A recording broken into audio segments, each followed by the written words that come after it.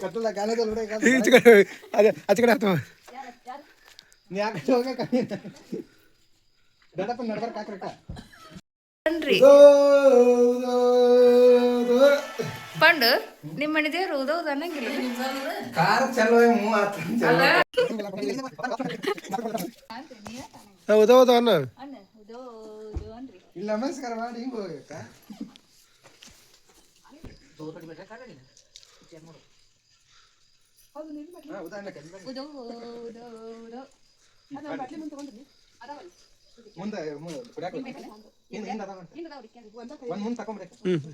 Stop ಮಾಡ Yellamma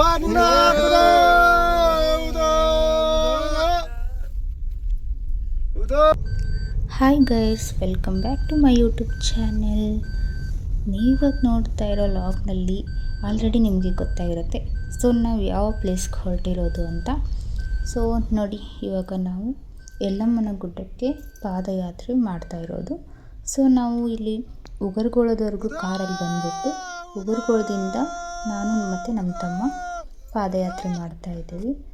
so ನಮ್ಮ family ಎಲ್ಲ ಕಾರಲ್ಲಿ ಹೊರಟಿದ್ದಾರೆ. ಸೊ ನೋಡಿ, ಇವಾಗ ಎಂಟ್ರೆನ್ಸು ಬಂತು. ನಾವು ಉಗರ್ಗೋಳದಿಂದ ಇಬ್ಬರು ಪಾದಯಾತ್ರೆ ಮಾಡ್ಕೊಂಡು ಬರ್ತಾಯಿದ್ವಿ. ಸೊ ನೆಕ್ಸ್ಟಲ್ಲಿ ಇವತ್ತಿನ ಲಾಗಲ್ಲಿ ತುಂಬ ಇಂಪಾರ್ಟೆಂಟ್ ಆಪ್ಷನ್ಸ್ಗಳಿದೆ. ಬಟ್ ಪೂರ್ತಿ ವಿಡಿಯೋನ ಎಲ್ಲೂ ಸ್ಕಿಪ್ ಮಾಡ್ದೇನೆ ನೋಡಿ. ಇವಾಗ ನಾವು ದ್ವಾರ ಬಾಗಿಲಿಗೆ ಬಂದು ರೀಚ್ ಆದ್ವಿ. ನಾನು ಯಾಕೆ ಈ ಒಂದು ಹರಕೆಯನ್ನು ಮಾಡಿಕೊಂಡೆ ಅಂತ ನಿಮಗೆ ನೆಕ್ಸ್ಟಲ್ಲಿ ನಾನು ಹೇಳ್ತೀನಿ. ಹಾಗೆ ನನ್ನ ಇನ್ನೂ ಒಂದಷ್ಟು ಪೂಜಾ ಸೇವೆಗಳು ಇಲ್ಲಿ ಇದೆ. ನೆಕ್ಸ್ಟಲ್ಲಿ ನಾನು ಯಾವ್ಯಾವ ಒಂದು ಸೇವೆಗಳನ್ನು ಇಲ್ಲಿ ಸಲ್ಲಿಸ್ತಿದ್ದೀನಿ ಅಂತ ನೀವೇ ನೋಡ್ಕೊಂಡು ಬನ್ನಿ ಫ್ರೆಂಡ್ಸ್. ಹಾಗೆಯೇ ಈ ವಿಡಿಯೋ ನಿಮಗೆ ಇಷ್ಟ ಆದರೆ ಪ್ಲೀಸ್ ಲೈಕ್ ಮಾಡಿ, ಕಮೆಂಟ್ ಮಾಡಿ. ಹಾಗೆಯೇ ಹೊಸಬ್ರು ಯಾರಾದರೂ ನಮ್ಮ ಚಾನಲ್ಗೆ ವಿಸಿಟ್ ಮಾಡ್ತಾಯಿದ್ರೆ ಪ್ಲೀಸ್ ಸಬ್ಸ್ಕ್ರೈಬ್ ಮಾಡ್ಕೊಳ್ಳದೆ ವಿಡಿಯೋನ ನೋಡಬೇಡಿ. Please support my channel.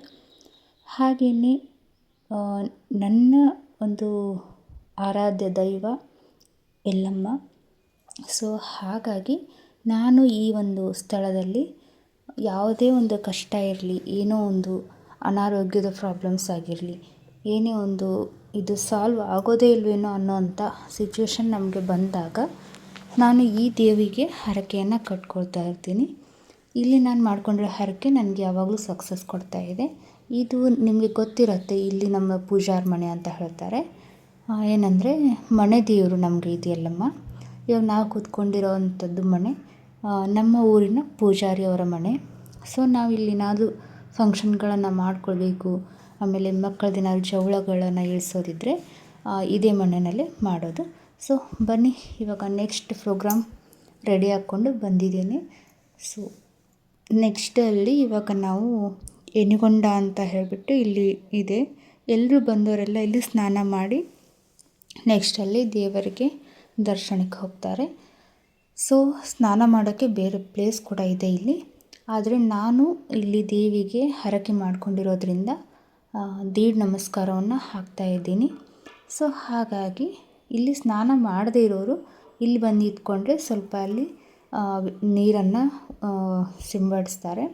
ಆ ನೀರನ್ನು ಬಾಟ್ಲಲ್ಲೂ ಕೂಡ ತೊಗೊಂಡು ಹೋಗಿ ನಮ್ಮ ಮನೆಯಲ್ಲಿ ದೇವರ ಕೋಣೆಯಲ್ಲಿಟ್ಟು ನಾವು ಪ್ರತಿದಿನ ಪೂಜೆ ಮಾಡೋ ಟೈಮಲ್ಲಿ ಮನೆಗೆಲ್ಲ ಸಿಂಪಡಿಸ್ಬೋದು. ಸೊ ನೆಕ್ಸ್ಟಲ್ಲಿ ಇವಾಗ ನಾನು ದೀಡ್ ನಮಸ್ಕಾರವನ್ನು ಹಾಕ್ತಾಯಿರೋದು. ಸೊ ನೋಡ್ತಾ ಇರ್ಬೋದು, ನಾನು ಎನ್ಗೊಂಡದಿಂದನೇ ದೀಡ್ ನಮಸ್ಕಾರವನ್ನು ಶುರು ಮಾಡಿಕೊಂಡೆ. ಈ ಒಂದಷ್ಟು ವ್ರತದ ಹಿಂದೆ ಒಂದು ಸ್ಟೋರಿನೇ ಇದೆ. ಸೊ ನೆಕ್ಸ್ಟಲ್ಲಿ ನಾನು ಈ ಸ್ಟೋರಿಯನ್ನು ಹೇಳ್ತೇನೆ.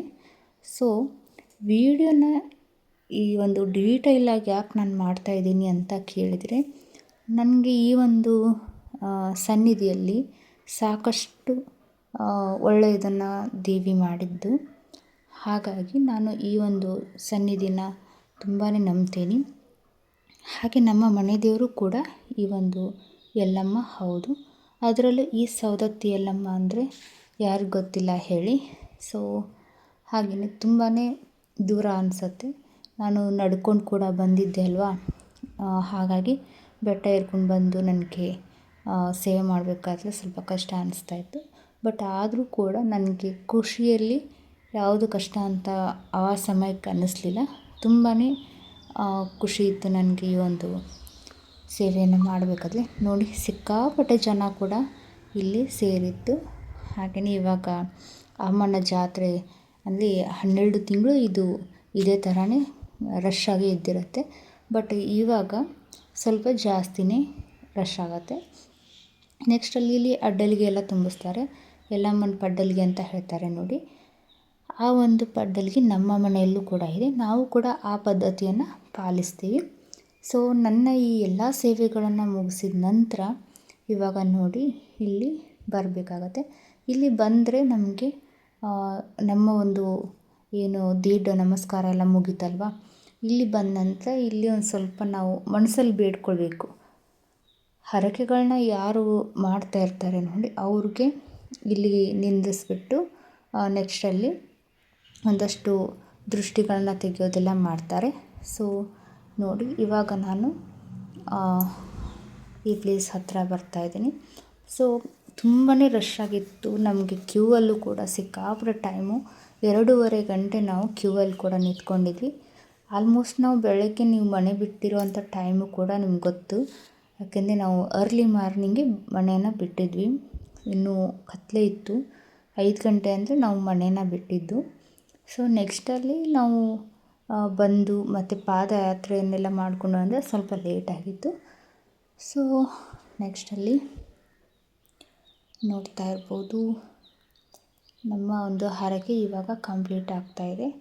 ಸೊ ನೆಕ್ಸ್ಟಲ್ಲಿ ಇಲ್ಲಿ ಒಂದು ಹರಕೆಯನ್ನು ಮುಗಿಸಿದ ನಂತರ ನಮಗೆ ದೃಷ್ಟಿ ತೆಗಿತಾರೆ ನೋಡಿ, ಆ ಟೈಮಲ್ಲಿ ನಾವು ಯಾವ ಹರಕೆಯನ್ನು ಬೇಡ್ಕೊಂಡಿರ್ತೀವಿ, ಹಾಗೆ ನಮಗೆ ಇದರಿಂದಾದ ನಂತರ ಮತ್ತು ಏನಾದರೂ ನಮಗೆ ಒಳ್ಳೆಯದಾಗಲಿ ಅಂತ ಕೇಳ್ಕೊಳ್ಳೋದೇನಾದರೂ ಇದ್ದರೆ ಈ ಒಂದು ಪ್ಲೇಸ್ಗೆ ಬಂದುಬಿಟ್ಟು ಕೇಳ್ಕೋಬೇಕಾಗತ್ತೆ. ನಾವು ದೇವಿಯ ಗರ್ಭಗುಡಿಯಲ್ಲಿ ನಿಂತ್ಕೊಂಡು ಜಾಸ್ತಿ ಟೈಮಲ್ಲಿ ನಾವು ನಿಂತ್ಕೊಳ್ಳೋಕ್ಕೆ ಬಿಡೋದಿಲ್ಲ ಅಲ್ವಾ.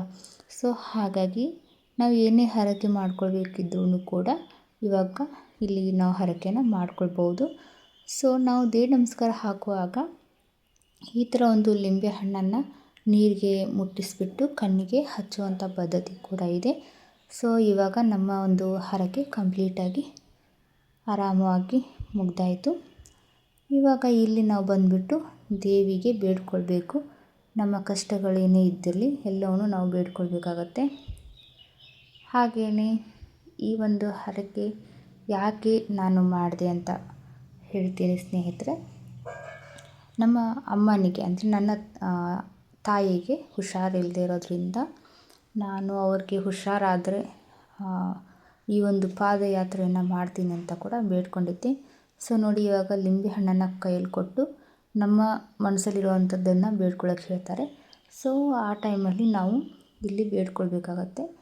ನಮ್ಮ ಕಷ್ಟ ನಷ್ಟಗಳನ್ನೆಲ್ಲ ಈ ದೇವಿಗೆ ಅರ್ಪಿಸಿ ಇಲ್ಲಿ ನಮ್ಮ ಮನಸ್ಸಲ್ಲಿರುವಂಥ ಪ್ರತಿಯೊಂದನ್ನು ಬೇಡಿಕೊಂಡು ಲಿಂಬೆ ಹಣ್ಣು ನಮ್ಮ ಕಣ್ಣಿಗೆ ಹಚ್ಚಿರ್ತಾರೆ ನೋಡಿ, ಆ ಲಿಂಬೆ ಹಣ್ಣನ್ನು ನಾವಿಲ್ಲಿ ನಮಗೆ ಅವರು ಎಳೆದೆಗೆದು ಕೊಡ್ತಾರೆ. ನಾವು ಹರಕೆ ಏನಿದ್ದಿರುತ್ತೆ ಎಲ್ಲ ಬೇಡಿಕೊಂಡು ಎಡಗಡೆ ಕಾಲಿಂದ ತುಳಿಬೇಕು. ಇದನ್ನು ತುಳಿದ ನಂತರ ಅವರು ಅದರಲ್ಲಿ 2 ಪೀಸ್ಗಳನ್ನು ಮಾಡಿಬಿಟ್ಟು ನಮಗೆ ಮತ್ತೆ ಎಳೆದೆಗೆದ್ಬಿಟ್ಟು ಎಸಿತಾರೆ. ಸೊ ನಮಗೆ ಹಾಗೂ ನಮ್ಮ ಕುಟುಂಬಕ್ಕೆ ಏನಾದರೂ ದೃಷ್ಟಿಗಳಾಗಿದ್ದರೆ ಅದು ನಿವಾರಣೆ ಆಗತ್ತೆ ಅನ್ನೋವಂಥ ಒಂದು ನಮ್ಮ ನಂಬಿಕೆ. ಹಾಗೆಯೇ ಇಲ್ಲಿ ನಾವು ಮೊದಲೆಲ್ಲ ಇಲ್ಲಿ ಸ್ನಾನ ಮಾಡೋಕ್ಕೆ ಬಿಡ್ತಾಯಿದ್ರು. ಅಲ್ಲಿ ತುಂಬಾ ಪ್ರಾಬ್ಲಮ್ ಆಗುತ್ತೆ ಅನ್ನೋ ಕಾರಣಕ್ಕೆ ಮತ್ತೆ ಯನಗೊಂಡಕ್ಕೆ ಹೋಗ್ಬಿಟ್ಟು ನಾನು ಸ್ನಾನವನ್ನು ಮಾಡಿ ಮೈಲಿಗೆ ಬಟ್ಟೆಗಳನ್ನೆಲ್ಲ ಬಿಟ್ಟು ಇವಾಗ ಬಂದು ಹೊಸದಾಗಿ ಮತ್ತೆ ಬಳೆಗಳನ್ನು ಇಡಿಸ್ಬೇಕಾಗತ್ತೆ. ಇಲ್ಲಿ ಹರಕೆ ಮಾಡಿಕೊಂಡ್ರೆ ಮಾತ್ರ ಇಡಿಸ್ಕೋಬೋದು, ಇಲ್ಲಾಂದರೆ ಇಡಿಸ್ಕೊಳ್ಳೋದಾಗತ್ತೆ ಏನೂ ಇರೋದಿಲ್ಲ. ಸೊ ನಾನಿಲ್ಲಿ ದೀಡ್ ನಮಸ್ಕಾರ ಹಾಕಿರೋದ್ರಿಂದ ಬಳೆಗಳನ್ನು ಹಾಗೆ ಬಟ್ಟೆಗಳನ್ನು ಇಲ್ಲಿಯೇ ಬಿಟ್ಟು ಹೋಗಬೇಕು. ಸೊ ಹಾಗಾಗಿ ನನಗೆ ಬಳೆಗಳನ್ನು ಇಡಿಸೋ ಶಾಸ್ತ್ರ ಇವಾಗ ಮಾಡ್ತಾಯಿದ್ದಾರೆ. ಸೊ ಇವಾಗ ನೆಕ್ಸ್ಟಲ್ಲಿ ಬಳೆಗಳನ್ನು ಇಡಿಸ್ಕೊಳ್ತಾ ಇದ್ದೀನಿ. ನೋಡಿ ಸ್ನೇಹಿತರೆ, ನಾನು ಮಾಡಿಕೊಂಡಿರುವಂಥ ಹರಕೆ ಫಲಿಸಿದೆ. ಅಂದರೆ ನಮ್ಮ ಅಮ್ಮನಿಗೆ ಹುಷಾರಾಯಿತು. ಹಾಗೆಯೇ ನಮ್ಮ ಮನೆಯಲ್ಲಿರುವಂಥ ಪ್ರಾಬ್ಲಮ್ಸ್ ಕೂಡ ಇವಾಗ ಸರಿಯಾಗಿದೆ. ಅವ್ರಿಗೆ ಆರೋಗ್ಯದ ಸಮಸ್ಯೆ ತುಂಬಾ ಆಗಿರೋದ್ರಿಂದ ಅವ್ರನ್ನ ಹಾಸ್ಪಿಟ್ಲಿಗೆಲ್ಲ ತೋರಿಸಿದ್ರು ಹುಷಾರಾಗಿರಲಿಲ್ಲ. ಸೊ ಹಾಗಾಗಿ ನನಗೆ ಫೈನಲ್ಲಿ ಏನು ತಿಳಿದೇ ಹೋದಾಗ, ಎಲ್ಲಿ ನಾವು ತೋರಿಸಿದಾಗ ಹುಷಾರಾಗಿಲ್ಲ ಅಂದಾಗ ನನ್ನ ಮನಸ್ಸಲ್ಲಿ ಬಂದಿರೋದು ಈ ಒಂದು ಹರಕೆ. ಸೊ ನಾನು ಮಾಡಿರೋ ಈ ಹರಕೆ ಸರಿ ಅಂತ ಅನಿಸಿದರೆ ಕಮೆಂಟಲ್ಲಿ ತಿಳಿಸಿ ಸ್ನೇಹಿತರೆ. ಹಾಗೆ ನಿಮ್ಮ ಅಭಿಪ್ರಾಯವನ್ನು ನನಗೆ ಕಮೆಂಟ್ ಮಾಡಿ. ಜೊತೆಗೆ ಇವಾಗ ನಾವು ದರ್ಶನಕ್ಕೆ ಅಂತ ಹೊರಟಿದ್ದೀವಿ. ದೇವಿಯ ದರ್ಶನ ಇವಾಗ ನಮಗೆ ಆಗ್ತದೆ. ತುಂಬಾ ರಶ್ ಆಗಿರೋದು ನೋಡ್ತಾ ಇರ್ಬೋದು. ಈ ಅಜ್ಜಿಯವರು ದೇವಿ ಮೈ ಮೇಲೆ ಬಂದಿದೆ ಅಂತ ಹೇಳಿಕೊಂಡು ಕಣ್ಣು ಮುಚ್ಕೊಂಡು ಹೋಗ್ತಾ ಇದ್ದರು. ಸೊ ಯಾರು ಕೂಡ ಅವ್ರಿಗೆ ಡಿಸ್ಟರ್ಬ್ ಮಾಡಲಿಲ್ಲ ಕೂಡ, ಎಲ್ಲರೂ ಕೂಡ ಹೋಗಲಿ ಅಂತ ಬಿಟ್ಬಿಟ್ರು. ಹಾಗೆ ನೋಡಿ ಎಷ್ಟೊಂದು ರಶ್ ಆಗಿಬಿಟ್ಟಿತ್ತು. ತುಂಬಾ ಜನ ಸೇರಿದ್ರು. ನಾವು ಹರಕೆಗಳನ್ನೆಲ್ಲ ತೀರಿಸ್ಕೊಂಡು ಬರೋ ಅಷ್ಟೊತ್ತಿಗೆ ತುಂಬಾ 2:30 ಗಂಟೆವರೆಗೂ ದರ್ಶನಕ್ಕೆ ನಾವು ನಿಂತ್ಕೋಬೇಕಾಯಿತು. ಸೊ ಫೈನಲಿ ಇವಾಗ ನಾವು ಬಂದಿರೋದು ಯಲ್ಲಮ್ಮನ ಗರ್ಭಗುಡಿಗೆ. ಸೊ ಈ ಒಂದು ಸ್ಥಳಕ್ಕೆ ಬಂದರೆ ತುಂಬ ಖುಷಿಯಾಗತ್ತೆ ನಮಗೆ. ಮನೆ ದೇವರು ಅನ್ನೋದು ಜೊತೆಗೆ ಆರಾಧ್ಯ ದೇವಿ ಕೂಡ ಹೌದು. ಸೊ ಇಲ್ಲಿ ನೀವು ಯಾರೇ ಬಂದರೂ ಕೂಡ, ಇಲ್ಲಿ ಯಾರೇ ಹರಕೆಯನ್ನು ಮಾಡಿಕೊಂಡ್ರೂ ಕೂಡ ಯಾರಿಗೂ ಕೂಡ ಇಲ್ಲಿ ಸಕ್ಸಸ್ ಆಗಿಲ್ಲ ಅನ್ನೋ ಹಾಗಿಲ್ಲ. ಆದರೆ ನಾವು ದುಡ್ಡನ್ನು ಕೊಟ್ಟು ಹರಕೆ ಮಾಡ್ಕೊಳ್ಳೋದಕ್ಕಿಂತ ದೇಹವನ್ನು ದಂಡಿಸಿ ಹರಕೆಯನ್ನು ಮಾಡಿಕೊಳ್ಳೋದು ತುಂಬಾ ಉತ್ತಮ ಅಂತ ನನ್ನ ಅನಿಸಿಕೆ. ಯಾಕೆಂದರೆ ದುಡ್ಡು ಅವ್ರು ಕೊಟ್ಟಿರೋವಂಥ ವರ. ನಾವು ಅವ್ರು ಕೊಟ್ಟಿರುವಂಥ ದುಡ್ಡನ್ನು, ಅವ್ರು ಕೊಟ್ಟಿರುವಂಥ ಒಂದು ಶ್ರೀಮಂತಿಕೆಯನ್ನು ನಾವು ದೇವಿಗೆ ಬೇಡ್ಕೊಳ್ಳೋದು ನಿಜವಾಗ್ಲೂ ಸರಿ ಅಂತ ಅನಿಸಲ್ಲ. ಹಾಗಾಗಿ ನನಗೆ ಯಾವಾಗ ನಾನು ಹರಕೆ ಮಾಡಿಕೊಂಡ್ರೂ ಸಹಿತ ದೇವಿಗೆ ದೇಹ ದಂಡಿಸಿ ಹರಕೆಯನ್ನು ಬೇಡ್ಕೊಳ್ಳೋದು. ಸೊ ನನ್ನ ಅಭಿಪ್ರಾಯ, ನನ್ನ ಅನಿಸಿಕೆ ಸರಿ ಅಂತ ಅನಿಸಿದರೆ ಪ್ಲೀಸ್ ನನಗೆ ಕಮೆಂಟ್ ಮುಖಾಂತರ ನಿಮ್ಮ ಅಭಿಪ್ರಾಯವನ್ನು ತಿಳಿಸಿ. ಹಾಗೆಯೇ ದೇವಿಯ ದರ್ಶನವನ್ನು ನೀವು ಕೂಡ ಪಡೆದುಕೊಳ್ಳಿ. Thank you for watching.